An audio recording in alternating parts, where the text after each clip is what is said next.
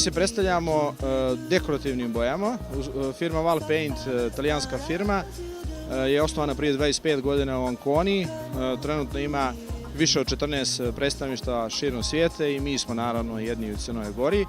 I mi se predstavljamo dekorativnim bojama, znači visoko kvalitetnim bojama koje se koriste za interijere, eksterijere, koje koriste isključivo moderne arhitekte, odnosno koristi se dizajn u modernoj arhitekturi sa naglaskom na visoko kvalitetne boje kao što su perljive, paropropusne, visoko otporne na razna habanja itd.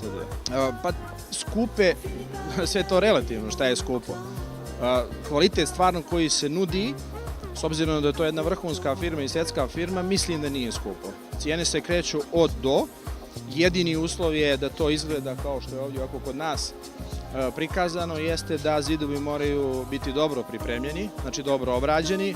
Sad počet ću se izražavati molerskim žargonima, znači moraju da budu jednostavno pripremljeni, gletovani, glatki i tako dalje da bi to izgledalo kao ovo ovdje. Znači to je jedan od uslova. Naravno, drugi uslov je da obučimo ljude koji bi to aplicirali na zidu, radimo na tome, za sad imamo prilično uspjeha, ali naravno to nam je jedan od vid razvoja i jedna budućnost naša, da što više ljudi obučimo, čak i neki obični ljudi mogu da se običe koji nijesu iz te struke, jer postoje vrlo jednostavni materijali, a i sarađujemo sa raznim arhitektonskim i dizajnerskim studijama kojima pružamo svu apsolutnu logističku podršku nekog znanja, usavršavanja, čak i u Italiji, tako da smo apsolutno prisutni široko u svim tim oblastima. Super je saradnja sa Jadranskim sajmom, ja samo bih želio, juče je bilo, kako ste vi rekli, jako mnogo ljudi, ja sad očekujem da će svake godine biti više ljudi i svakog dana do nedelje, što je jako bitno.